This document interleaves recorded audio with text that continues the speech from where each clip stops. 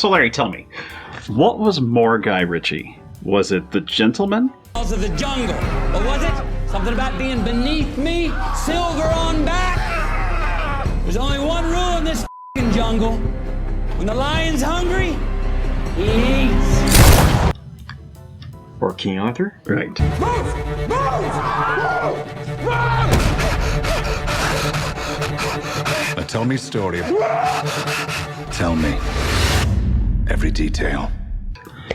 I'm going to say, for me, I think The Gentleman is definitely more of a kickback to the old Guy Ritchie, which King Arthur had more hardcore Guy Ritchie things going on during it. Yeah, the craziness was there.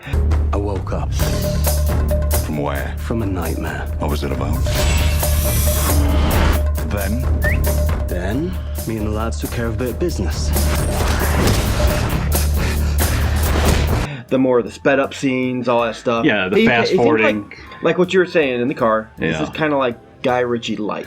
It's a toned down adventure. And before going any further, I'm Mike. This is Larry, and we're poor. And we would really like you to subscribe to our channel, show us some love, hit the subscribe button, please, because YouTube is a thankless bitch that just will not let us get ahead. Yeah. Our Facebook page is doing great. Make sure to join up with that community. There are a lot of cool people. I love talking to all you guys, especially some of you. You know who you are. So, Larry, what did we see tonight? We saw The Gentleman. Easy, lads. I'm sure you're all roadmen, gangsters, proper naughty boys, but I come in peace. Right. With Matthew McConaughey and Colin Farrell and Yes, we Hugh did. Grant. A lot of stars in this movie. Yeah. But I'm trying to think how to describe it. It's a hard one to describe because it does get a little convoluted. But basically, this is about a very wealthy, from the ground up, Farmer. weed farmer. Yes. Who's- Weed farming. And this is a British movie. Yes. There's a lot of British in it. And there's stuff It's a stolen. lot of British. There's stuff stolen. There's things that go wrong. People get killed. Yeah. And it all comes back around. That is the most generalized Guy Ritchie analogy, like timeline I've ever seen. Trying to catch one of these Guy Ritchie movies and timelines and talk about It's hard. the movie in a non-convoluted way is a little hard. Yeah, we have to describe it how it was. You get to see Matthew McConaughey, who's our main character, I guess. You know what? I didn't really totally feel that because he was in less of the movie than I thought he was going to be in. But the I felt parts he was in were I felt great. like Charlie Hunnam was really the main character. Yes, of the movie. I will say Charlie Hunnam was probably the main character with Matthew McConaughey playing a supporting role, but he was excellent. Yeah. So I mean, they're both starring roles. yeah. So you have Matthew McConaughey, who's a kid growing up, trying to get in good with his parents, go to college, and instead he starts selling weed. Yep. And he builds up this whole empire. And that's what you start with. It starts with a really cool build-up to Matthew McConaughey's character. And it shows how he worked his ass off to put together this massive weed empire. And then it suddenly switches over to being told from a different direction. Yeah. Well, we should just tell them, because the first scene, it's literally the first scene. It's really not a spoiler. This does start off with something that's going to subvert your attention or subvert your expectations for the rest of the movie. Yes. It has a little prelude, and then it goes on from the movie from there. And I don't think that was shown in the trailer. No, I mean, that's basically the... Okay. You think the ending is shown first, and then the movie starts. Yeah, a good way to put it is you think something happened throughout the whole movie, and you don't know if it's true or not. And that's a lot of this movie. Yeah. You don't know who's the good guy. You don't know who's the bad guy. You don't know what's going to happen next, which I like. Well, I feel like they're all a little bit on the bad side. Oh, they're all evil as shit. I mean, there's not a good guy, and that's what's crazy. And morality. He does a good job of spinning real life. He plays almost like a Jekyll and Hyde in this movie. Yes. McConaughey does. There once was a young and foolish dragon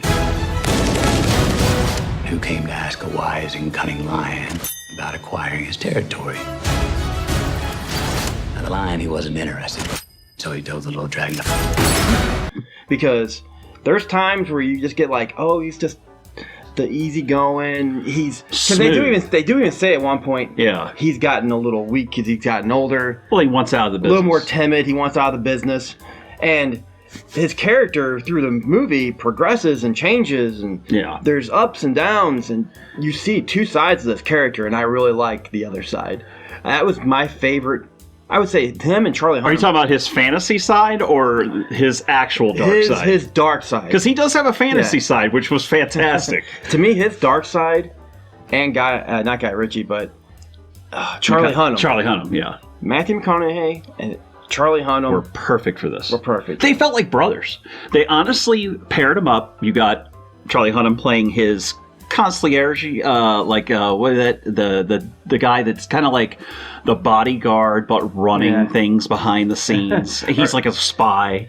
You know? Yeah, he's the bodyguard that comes off as just mild mannered bodyguard. Yeah. But he's smart. the same side. He's smart, and he has his dark side too. And I love how Guy Ritchie's characters get fleshed out, because you start off thinking, well, maybe he's just a regular guy. Maybe he's an attorney. I work for a man. A powerful man. One of her associates fell out of a window. Sounds like quite an extreme accident. Gonna need those phones. Then all of a sudden, Charlie Hunnam starts doing things that are like, whoa, take me by surprise. And you realize, wow, he's a cold, calculating, badass, disguised as a normal guy. And Charlie Hunnam was fantastic, because he came out, and when he got into character, and he starts screaming and yelling and doing all the stuff he was doing in his other movies, oh, it's heaven. How, man, are you that film star? And I said, yeah, I am. He goes, I fucking knew it. Gandalf the Wizard, you fucking beardy bastard. And then they all walk past me. I love Charlie. He's part of the reason I wanted to see this. And if we're talking about all the actors, you got Colin Farrell. Yes. I thought he another role that was limited. Yep. But he's just great in the role. Colin Farrell ran a gang of boxers, misfit kids, minority kids living in a bad way, and he was like their leader. And they get tangled up into this weed business. And it's funny because he's supposed to be helping them, be straight. But he gets entangled in all this stuff too. Yeah, it was cool as he did feel like an honest guy that was trying to make things right throughout the movie. I train lads to be good lads. Come on, what do you got for me? Now make it quick. Make it funny. You! Jeez, that's disappointing. No, not that. I'm not a gangster, but I've been forced to do some gangster things. His name is Fahok, but it's spelled with a PH, so it sounds like Fahok. Please! All right, Fahok, Conda Fahok. Down. You didn't know where anyone was. You didn't know if Colin Farrell would suddenly just switch and start killing everybody. You had no clue. So in the story, they end up fighting. Like, they end up going to war with these other clans. The Chinese, the Russians. Well, actually, they're everybody. American because they're from Oklahoma. Right. The Americans are here. The Americans. The billionaire Americans are here. Who is the gentleman? Isn't that Jeremy Strong? Yeah, there it is. Jeremy Strong. Okay. But that's the guy he's got working for him. Right. So the American comes, and he's wanting to take over this empire. But in order to do that, he starts getting a little sneaky and under the table. And that's where Guy Ritchie does well. Yeah. He does this spycraft, I like to call it, to where you have all these warring parties moving their pieces around. Let's just talk about the spy, Hugh Grant. Yeah. What did you think of Hugh Grant? Hugh Grant played this reporter, and he busted into this enterprise. Yeah. Kind of had to help his boss. Learns everything. And he was a slick, real well-spoken. That's another thing. Dialogue was great in this. Yeah. But he had this flamboyant, I hate to say it, but he had some of the stuff he was doing was kind of in like a, trying to let's just say it. Hit on the character's Charlie Hunnam. The character's a gay character. Which I'm sure a lot of people would hit on Charlie Hunnam that are male. I would. So, and I'm married. But Hugh Grant, he's a total snake. Yeah. I didn't totally I wasn't one. But he was a good guy, and you felt like he was one of the good guys, though. I really didn't. Because he was just in the background, just doing his thing, not hurting anybody. I don't know. I'm just not the biggest Hugh Grant fan, period. Oh, so I was just kind of like, eh. I really did. I really did enjoy him in this. I thought he was fun. I liked his character being playful, and yet, he knew what he was doing. He had to take precautions when dealing with the mob, and that's what these guys were. And the action was fast-paced, but it was done tastefully. And this? Oh, this is a big gun.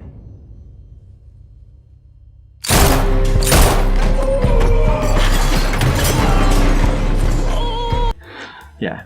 It wasn't gory. It didn't feel like a hard R rating or anything. The young succeed the old. Enjoy the show. It's gonna get messy. I like Kazura's. We gotta talk about the wife too. We forgot about her. Oh no, I was getting her because I like the scene with the paperweight. We'll just call it the paperweight. And ping, and then you just see it, and you don't. At first, I was kind of going, "Oh, well, that wasn't what she thought it was," and then you're like, "Oh, it actually was." And the paperweight he's talking about was a gift, a gun. And what's important about that symbolization is in Britain, guns are illegal.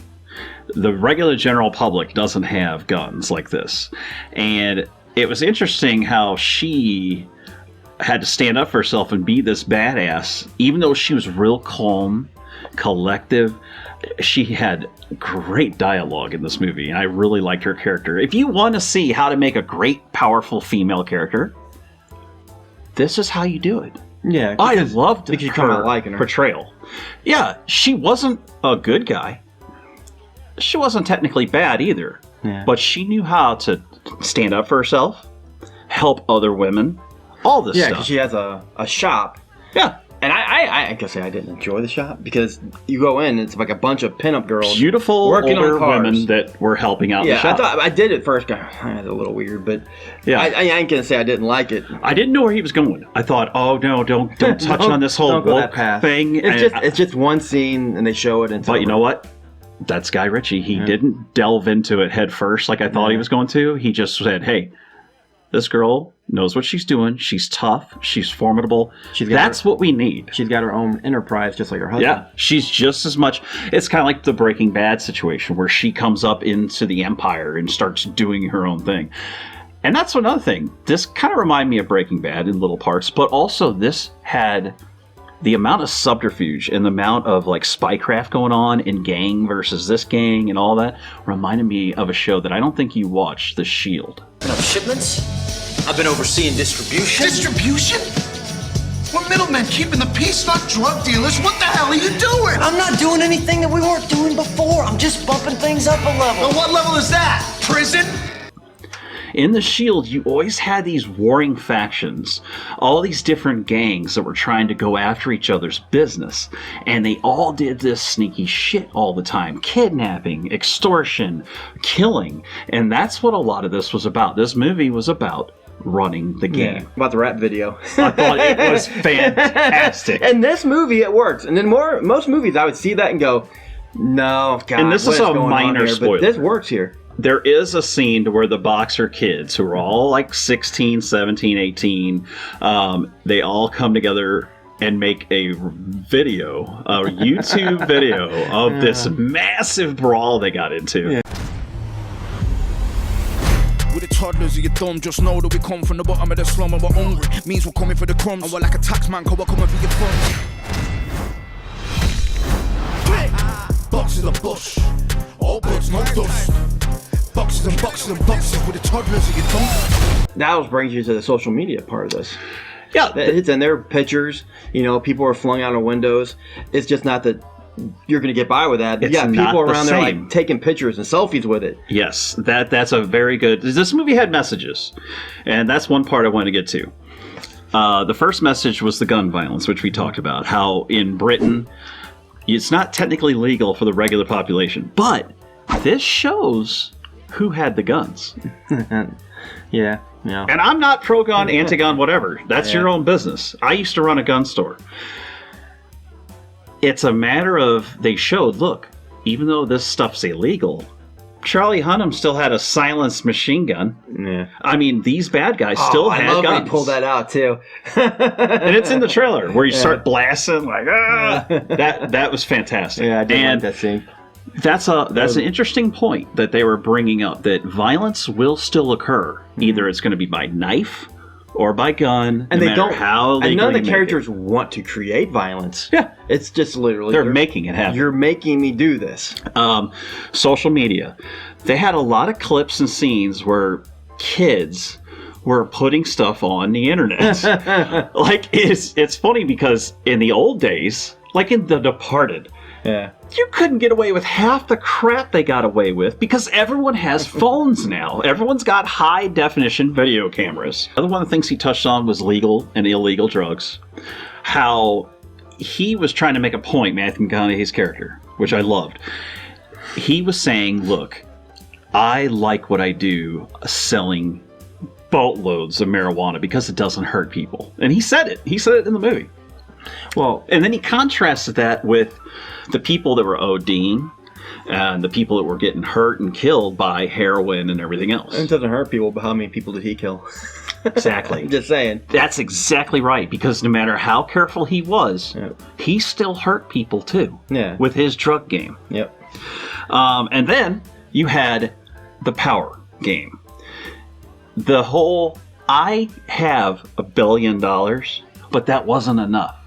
It wasn't about the money to some of these guys. Yeah. It was about the power, the game, and the respect. That's what I felt with the main antagonist there. Yes. He was just all about the power. Right. He wants the company. He doesn't want to pay for it, though. And they even said, oh, those damn Americans. And that's true. It's not about the money to these people. And that's a lesson that he was trying to get across as well. I think even Matthew McConaughey even says it a few times in there. Right. This isn't about the money. It's about the game. It's about him being king. It's about you screw him, man. Yes. It's all about power. This is just about a guy. That's it. Got a weed farms. There you go. He's got the best ones too. He's got them all situated in the perfect right spots, and everybody wants it. And he's ready to get out of it. Yeah. But you know what? People screw up. That's what happens. Yeah, and he showed what happens. There's punishment shows what you get. Consequences. Another thing we got to talk about is humor. There are good jabs at Guy Ritchie humor in this, to where it's the typical British humor, to where, like, when someone would fly off the balcony, it was just like, what the heck, you know? Yeah, to me, some of the funniest scenes happen between Colin Farrell and Charlie Hunnam. It has a lot of moments in this movie to where you think you understand what's going on.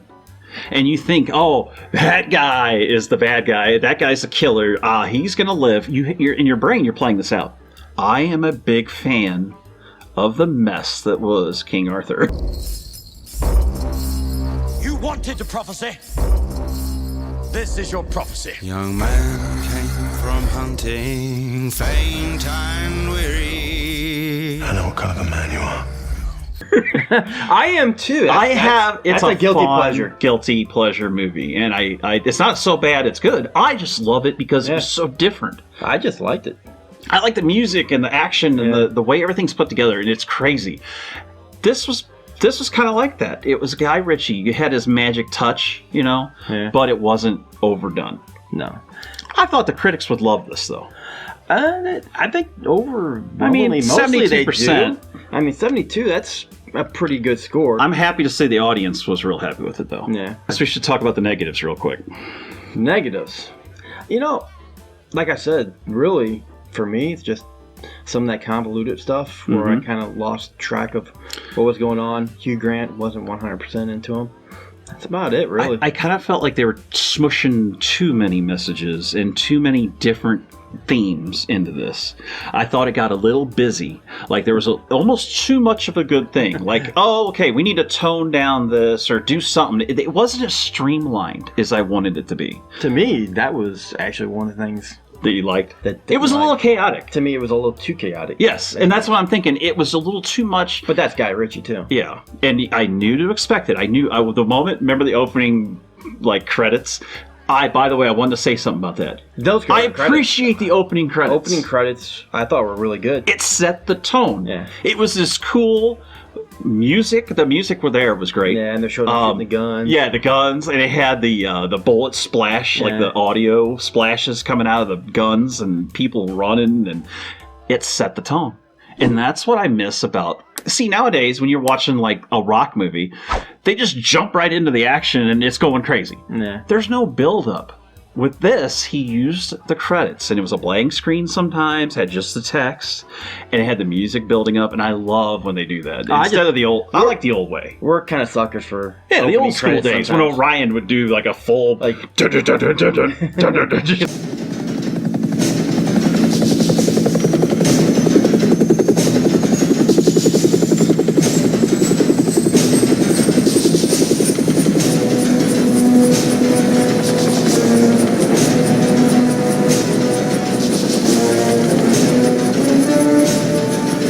Black Sail's opening, I think Yes. that's awesome.